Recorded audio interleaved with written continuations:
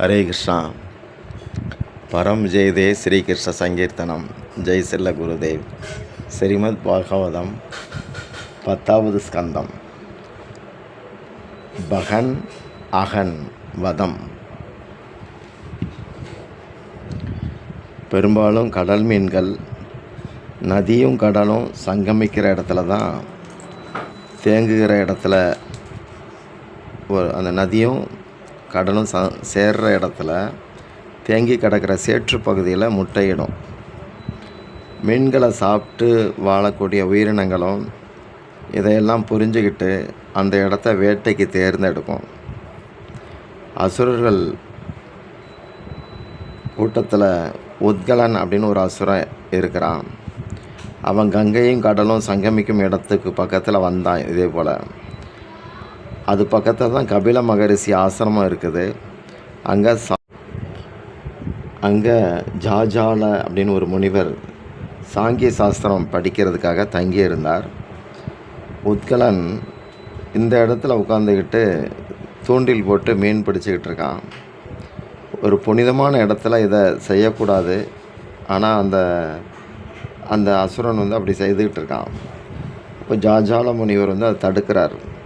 அவன் எதையும் கேட்காம அங்கே உட்காந்து மீனை பிடிச்சி தின்னுக்கிட்டே இருக்கிறான். அமராவதி அரசனே பயப்படுற அளவுக்கு அசுரத்தன்மை வாய்ந்த அவன் ஒரு சாதாரண அந்தணன் பேச்சை கேட்பானா என்ன? கேட்க மாட்டான். மீன் பிடிக்கிறதுலே குறியாக உட்கார்ந்துருந்தான். அப்போது அந்த முனிவர் பார்த்தார். ஒரு தீர்த்த ஸ்தானத்தை அவமதிக்கிறான் அப்படின்னு சொல்லிட்டு கொக்கா போ அப்படின்னு சொல்லி சபிக்கிறார். இதனால் கொக்கு அரக்கனாக மாறுறான். அதுக்கப்புறம் முனிவருக்கும் வருத்தமாக இருந்தது. என்னுடைய சாபத்தால் ஒருத்தன் கொக்கா மாறி வாழ்க்கை போகிறாவும் இன்னும் மீன்களை தானே சாகடிக்க போகிறான். அவனுக்கு ஆகாரமே மீன் அப்படிங்கிற மாதிரி நான் சாபம் கொடுத்துட்டேன். என்னுடைய கோபத்தால் இப்படி நடந்துருச்சேன்னு வருத்தப்பட்டார். அப்போ அவருடைய குரு கர்த்தம ரிஷிகிட்ட இதை பற்றி சொல்ல குரு சொல்கிறார், வருத்தப்படாத. துவாபர யுக முடிவில் பகவான் அவதரிக்கும் போது உன்னுடைய சாபத்தை ஒரு வரமாக பகவான் மாற்றிக்குவார் அப்படின்னு சொன்னார். இந்த கொக்கு அரக்கன் தான் பகாசுரன் அப்படிங்கிற பேரில் சொல்லப்படுறான். அகன் பகன் பூதனா இவங்கெல்லாம் சகோதரர்கள். பகாசுரன் சாத்வீக உருவில் இருக்கிற மாதிரி இருப்பான் பார்க்குறதுக்கு. இந்த கொக்கும் அதே போல் தான் இருக்குது. வெள்ளை நிறமாக வெள்ளை வெளியேன்னு இருக்குது. உணவுக்காக அது ரொம்ப நேரம் ஒத்த காலில் நின்று தவம் இருக்குது.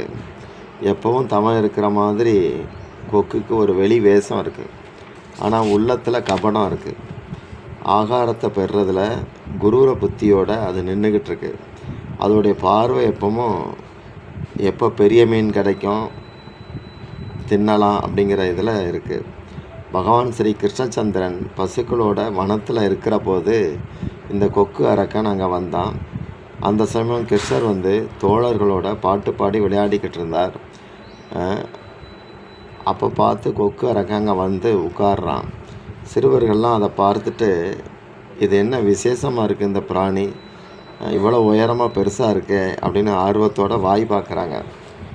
உத்கலன் சும்மா ஒன்றும் வரலை. தன் சகோதரி பூதனா கொல்லப்பட்டதுக்கு கிருஷ்ணரை பழி வாங்கணும் அப்படிங்கிற நினப்போட கம்சனால் அனுப்பப்பட்டு இருந்தான். அந்த கொக்கு கிருஷ்ணரை நெருங்கி வருது. இன்னும் 2 அடி தூரம் தான் இருக்குது. அந்த கிருஷ்ணர் ஒன்றும் பண்ணலை, அமைதியாக பார்த்துக்கிட்டு இருக்கிறார். அது பக்கத்தில் வரும்போது டபக்குன்னு தன்னுடைய அழகு வாயினால் கிருஷ்ணனை அப்படி கொத்தி தூக்கிடுச்சு. ஆயர் சிறுவர்களும் பயத்தால் விளவெளத்து போயிட்டாங்க. பலராமனுக்கும் முகம் கோபத்தில் செவந்துச்சு. ஆனால் கண் இமைக்கிற நேரத்தில் பாதி கூட ஆயிருக்காது. கண்ணனை கொத்தி தூக்கி அந்த கொக்கு அரக்கன் கண்ணனை தலையை சுண்டி வேகமாக உமிழ்ந்து கக்கிடுது. அதுக்கப்புறம் வாயால் ஒரு பெரிய மூச்சு விடுது. அங்கிட்டுமா ஓடுது. அவன் வாய் ஏதோ உஷ்ணத்தால் பொத்து போச்சு போல் தெரியுது. கழுத்தை உதறிக்கிட்டே 2 முறை அங்கிட்டுமா பார்த்தான். அதுக்கப்புறம் திரும்ப கிருஷ்ணரை கொத்த வாரான். அப்போ கிருஷ்ணர் தன்னுடைய கையை நீட்டி அவனுடைய வாயை இறுக்கி பிடிச்சார். வாய் அழகின் கீழ்ப்பகுதியை பூமி மேலே வலது காலால் அழுத்தி பிடிச்சிக்கிட்டு வலது கையால் கொக்கின் மேல் அழகை தூக்கி பிடிச்சி இடது காலை வாய்க்குள்ளே திணிக்கிறார். அவருடைய கை எது வரைக்கும் உள்ளே போச்சுங்கிறதும் தெரியாது, கால் எவ்வளோ போச்சுன்னு தெரியாது. வாய் முதல் பின்பக்கம் வரைக்கும் 2 பகுதியாக துண்டு துண்டாக போயிடுச்சு. பலராமன் ஓடி வந்து தம்பியை அணைச்சி பிடிக்கிறான். கன்றுகள் கிருஷ்ணரை மோந்து பார்க்கறதுக்கு ஆர்வப்படுது. ஆயர் சிறுவர்கள் சியாம் சுந்தருக்கு உடலில் எதுவும் காயம் சிராய்ப்பு ஏற்பட்டிருக்கா அப்படின்னு வந்து பார்க்குறாங்க. பத்ரன் கிருஷ்ணரை பிடிவாதமாக உட்கார வச்சு தன்னுடைய துணியால் பகவானை வந்து தொடச்சி விடுறான். கை கால்களையும் தொடச்சி விட்டான். கண்ணன் பாதங்களை வருடி பார்த்து இங்கே எங்கேயாவது வலிக்குதான்னு கேட்டான். பகவான் சிரிக்கிறார். அப்போ மதுமங்கலா வந்துட்டு கண்ணன் மேலே பறவையோட எச்சில் பட்டிருக்கு, நீங்களும் அதை எல்லாம் தொட்டிருக்கீங்க, அதனால் சீக்கிரம் ஆற்றுல குளிச்சுட்டு வாங்க, வந்து இந்த அந்தன புத்திரனுக்கு ஏதாவது தானம் கொடுங்க, உங்களுக்கு நல்லது நடக்கும் அப்படிங்கிறான். அப்போ தோக்குங்கிறவன் நல்லது மன்னா அப்படின்னு சொல்லி நடித்து கை குவிச்சு குனிஞ்சி வணங்கி நடித்து காட்டுறான் ஒரு கேலியாக. மேலும் அவன் மதுமங்களாகிட்ட இந்த கொக்கோட 2 பாகங்களையும் உங்களுக்கு நான் சமர்ப்பிக்கிறேன் அப்படின்னு சொல்லி அந்த தோக்கு கிண்டல் பண்ணான்.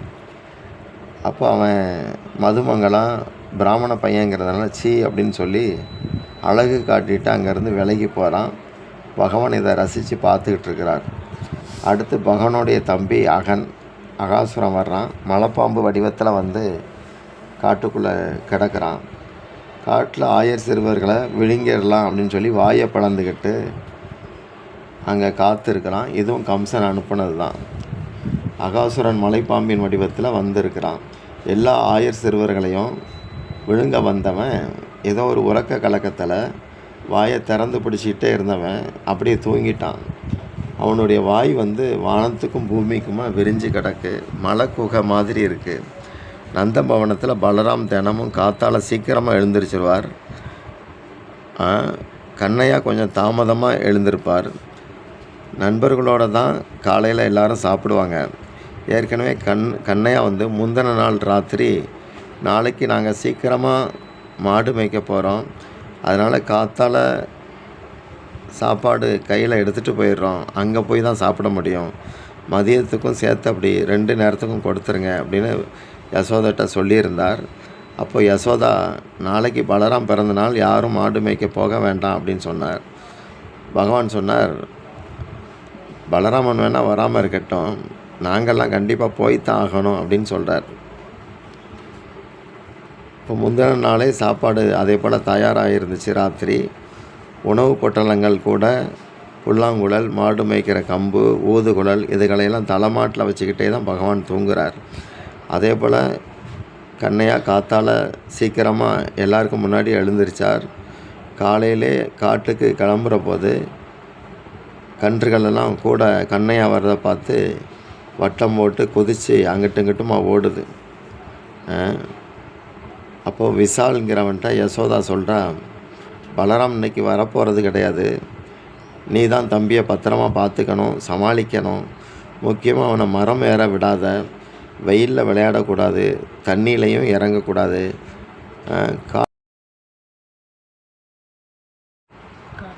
காட்டில் கனிகள் எதையும் இஷ்டத்துக்கு சாப்பிடாதீங்க, இப்படி பல விதத்தில் அறிவுறுத்தி அனுப்புகிறார். பையன்கள் எல்லாரும் யசோதா பேச்சுக்கு மேம்போக்காக தலையை ஆட்டிக்கிட்டு இருந்தாங்க. அவங்களுடைய எண்ணம் பூரா சீக்கிரம் காட்டுக்கு போகிறோம் அதிலே குறியாக இருக்கிறாங்க. யசோதையோடைய பேச்சை ஒருத்தரும் கவனிக்கலை. பத்ரன் மட்டும் கிருஷ்ணனை நான் பக்கத்திலே வச்சுக்கிறேன் அப்படின்னு சொன்னான். யசோதா சொன்னால், கன்றுகள் எங்காவது ஓடிடும் திடீர்னு, நீங்கள் மெனக்கெட்டு அதுகளை தேட வேண்டாம், அதுக்கெல்லாம் தானாகவே வந்துடும், இல்லாட்டி பெரியவங்களை அனுப்பி கூட்டிகிட்டு வந்துடலாம். இப்படி அவளும் புத்திமதி சொன்னான். இந்த கோஷ்டி மாடு மேய்க்க போகும்போது அவ்வப்போது நந்த மகாராஜா நடுவே பிள்ளைகளை பார்த்து வர ஆயர்களை அனுப்புறதும் உண்டு. ரொம்ப தூரம் போகாமல் இருக்க அவங்க வந்து எச்சரிப்பாங்க.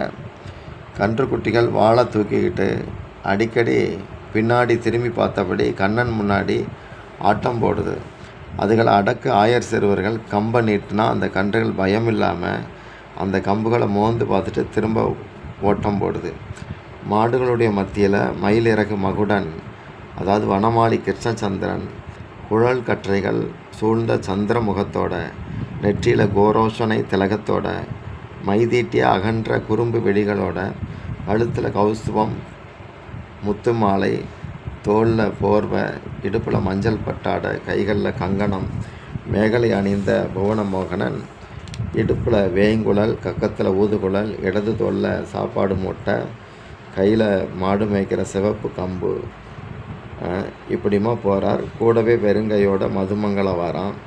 இன்னும் சிறுவர்கள்லாம் உணவு பொட்டலங்களோடு வராங்க. காட்டு விலங்குகள் பறவைகள் கண்ணனை வரவேற்குது. ஓடி கன்றுகளோடு சேர்ந்துக்கிடுது.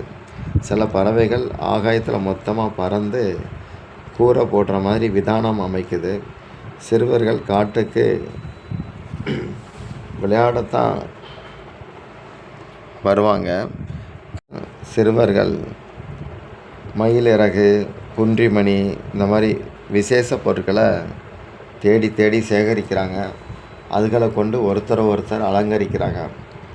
சில பறவைகள் கன்றுகள் கன்றுகளுடைய முதுகில் உட்கார்ந்து பயணம் பண்ணுது. காட்டில் இப்படி அலங்கரிக்கும் போது மதுமங்கலை படுத்திருந்தான். அவன் வயிற்றில் குரங்கு படம் வரைஞ்சாங்க. அவன் மூச்சு விடுற போது அந்த குரங்கு சிறுசாகுது பெருசாகுது. பத்திரன் மதுமங்கல கன்னத்தில் எறும்பு படம் வரைஞ்சான். இப்படி ஒருத்தருக்கு ஒருத்தர் வரைஞ்சி விளையாடிக்கிட்டு இருக்கிறாங்க. 2 கைகளையும் விரிச்சுக்கிட்டு தனக்குத்தானே சுற்றுறது, அப்புறம் பறவைகளோடு ஓடுறது, பாடுறது, ஆடுறது, குரங்குகளோடு போட்டி போட்டு மரம் ஏறுறது, இப்படி இவங்க விளையாடிக்கிட்டு இருக்கிறாங்க. இன்றைக்கி ஒரு புது விளையாட்டு விளையாடலாம் அப்படின்னு அவங்களுக்கு தோணுது. யாருடைய சாப்பாட்டையாவது தூக்கிக்கிட்டு ஒருத்தன் ஓடணும். அவன் ஓடும்போது அந்த சாப்பாட்டுக்கு சொந்தக்காரன் பக்கத்தில் வந்தாச்சுன்னா அவன் பிடுங்க முயற்சிக்கணும். அப்போ இந்த பொட்டலத்தை அடுத்தவன்ட்ட தூக்கி போடணும். இப்படி ஒரு விளையாட்டு விளையாட முடிவெடுத்தாங்க.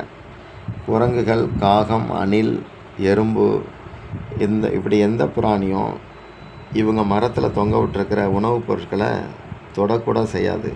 இவங்களே தந்தால் கூட இவங்க முதல்ல சாப்பிட்ருக்காங்களான்னு அது பார்க்கும். இவங்க சாப்பிடாத வரைக்கும் எறும்பு கூட அதில் வாய் வைக்காது. பல ஜென்மமாக ஹரிபக்தர்கள் பலர் பல உருவத்தில் கிருஷ்ணரை தங்களுடைய ஆராத்திய தேவனுடைய அருகாமையை பெறணும் அப்படிங்கிற ஆவலோட இந்த லீலையில் பங்கு ஏற்கிறாங்க. அதாவது இந்த எறும்பு, காகம் இதுக்கெல்லாம் பகவானுடைய அருகாமையை பெறணும்னு வந்த உயர்ந்த ஜீவராசிகள். இவங்க எப்போவுமே பிரசாதத்தை மட்டுமே உண்ணக்கூடிய நோன்பினர்.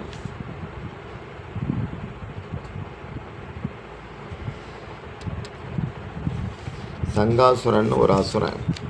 அவனுக்கு ஒரு மகன். அவன் மலைய பர்வதம் அப்படிங்கிற இடத்துக்கு வந்தான். அங்கே அஷ்டவக்கர முனிவரை கேலி செய்துட்டு அவரை மாதிரி நடந்து காட்டுறான். அந்த முனிவர் வடக்க பார்த்து நடக்கும்னா தெற்க போனால் தான் உடம்பு வடக்க வரும். அப்படி கேலி செய்து காட்டிக்கிட்டு இருக்கிறான். அப்போ அவர் தற்செயலாக வந்தவர் பார்த்து அவனை திட்டுறார்.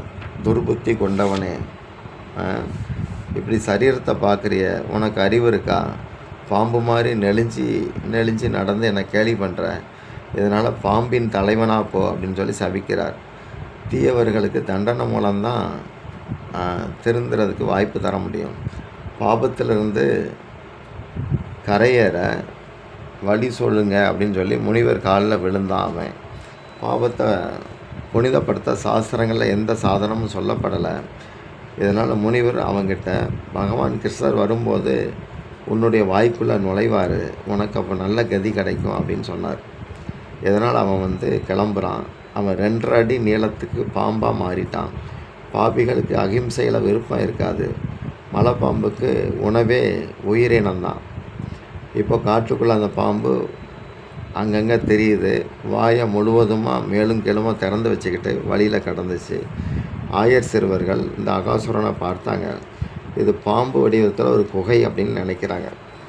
பாம்பு மாதிரியே இந்த குகை இருக்குதுன்னு ஒருத்தன் சொல்கிறான். பத்ரன் அப்படி சொன்னான். எட்டி பார்க்குறான் உள்ள. சுபல்ங்கிறவன் எட்டி பார்த்துட்டு, பாம்பு வாய் மாதிரி தான் இருக்குது, உள்ள அந்த கொம்பு மாதிரி பல் இருக்குது, நாக்குக்கு 2 பக்கமும் பாதைகள்லாம் தெரியுது அப்படின்னு சொன்னான். இதோடைய தாடை வன தாதுக்களால் ஏதோ இடிபட்டு செவந்து போயிருக்கு ஏதாவது தீப்பட்டு இருக்கலாமோ அப்படின்னு சொல்லி ரிஷபன் கேட்குறான். வாய்க்குள்ளே கெட்ட வாடை வருது அப்படின்னு வருதப் அப்படிங்கிறவன் சொன்னான். அங்கே இருக்கிறது சின்ன பையன் தோக். அவன் சொல்கிறான், நாமெல்லாம் அந்த குகைக்குள்ளே கன்றுகளோடு ஓடி போய் ஒளிஞ்சிக்கிடுவோம். அங்கே இருந்து கண்ணையாவை பேரை சொல்லி கத்துவோம். கைதட்டி அவனை கூப்பிட்டு பார்ப்போம். அவன் நம்மளை தேடட்டும், நமக்கு அது ஆனந்தமாக இருக்கும் அப்படின்னு சொல்கிறான். அப்போ தேவப்பிரசன்கிற சொல்கிறான், ஒருவேளை இது உண்மையான பாம்பாக இருந்தால் நம்மளையெல்லாம் விழுங்கிருமே அப்படின்னு சொன்னான். அப்போ தேஜஸ்வி சொல்கிறான், இதோட பெருசு அந்த கொக்கு. அதையே கண்ணையா அரை நொடியில் 2ஆக கிழிச்சு போட்டான். அதனால் பயப்படுறதுக்கு ஒன்றும் இல்லை அப்படிங்கிறான். இப்படி அனைவருமா முடிவெடுத்து கன்றுகளோட பாம்பு வாய்க்குள்ளே போகிறாங்க. போகும்போது ஹரிநாமம் சொல்லி கைதட்டி பாடிக்கிட்டே போனாங்க. அங்கே தொண்டை பக்கமாக அந்த வளைவில் மறைஞ்சி உட்காந்துக்கிட்டு அவங்க ஏ கண்ணையான்னு சொல்லி ஊழ விடுற மாதிரி கத்துறாங்க. பகவான் திரும்பி பார்த்தார். இந்த மலைப்பாம்பு அரக்கனை பார்த்தார். அவருக்கு திடுக்குன்னு ஆயிடுச்சு. பசங்கள்லாம் வாய்க்குள்ளே போயிட்டாங்களோ அப்படின்னு சொல்லி அதிர்ச்சியில் வாரார். அந்த பாம்பும் பகவானுடைய வருகைக்கு தான் காத்து வாயை பிளந்துக்கிட்டு இருக்கு. இப்போது கிட்டத்தில் வாரார். பொதுவாக பாம்பு ஒரு அங்கத்தில் கடிச்சிருச்சுன்னா நாம் என்ன செய்கிறோம், அந்த அங்கத்தை வெட்டிடுறோம். இதே மாதிரி தான் பாம்பும் பாபமும் ஒன்று தான். பாப எண்ணங்கள் நம்ம உடம்புல உள்ளே வந்துட்டுனா அந்த எண்ணங்கள் இப்படி தான் வேலை செய்யும். அதை அடியோடு அகற்றாட்டி விஷத்தால் நாம் மாய்ந்து போயிடுவோம். பாபம் பாமர ஜீவனை சீக்கிரமாக காலி பண்ணிடும். ஆனால் கிருஷ்ணருக்கு சொந்தமானவங்களை அது ஒன்றும் செய்ய முடியாது. அகாசுரன் இன்னும் வாயை பிளந்துக்கிட்டு காத்திருக்கான். கோபாலன் வாய்க்குள்ளே வந்ததும் லபக்குன்னு மூடிடணும்னு அவனுக்கு திட்டம். அதே போல் கோபாலன் வரவும் வாயை மூடிருச்சு. அது பிள்ளைகளும் கன்றுகளும் சகிக்க முடியாத உஷ்ணத்தால் கெட்ட வாசனையால் உள்ளே மயங்கி கிடக்கிறாங்க. யோகிகள் உடல்லிருந்து உயிரை வெளியேற்றுவதற்கு மாதரீஸ்வா அப்படிங்கிற காற்றை பயன்படுத்தி தலை உச்சியை திறந்து உயிரை வெளியேற்றுவாங்க. இதற்கு எல்லா வழிகளும் அடைபட்டு இருக்க அவங்க பயிற்சி எடுக்கணும். கண்ணன் பாம்புக்குள்ளே நுழையவும் பாம்பு வாயை மூடிச்சு. மண்டைக்குள்ளே இருந்த பகவான் இந்த மாதரீஸ்வாங்கிற காற்று மாதிரி தன்னை ஆக்கிட்டார். இதனால் பயங்கர சத்தத்தோடு அந்த அகாசுரன் தலை வெடித்து செத்தான். அது வாய்க்குள்ளே இருந்த ஆயர் சிறுவர்களும் கன்றுகளும் கொஞ்சம் தள்ளி இருந்த மென்மையான பசும்புல் தரையில் போய் காற்று இல்லாத பலூன் எப்படி செதறி கிடக்குமோ அப்படி போய் கிடக்கிறாங்க. கூடவே அகாசுரனுடைய ஆத்மாவும் அந்த திசைகளையெல்லாம் வெளிச்சப்படுத்தியபடி வானத்தில் சுற்றிக்கிட்டே இருக்குது. பகவான் வெளியே வந்தார். தம்முடைய தோழர்களை தன்னுடைய அமுத பார்வையால் எழுப்புறார்.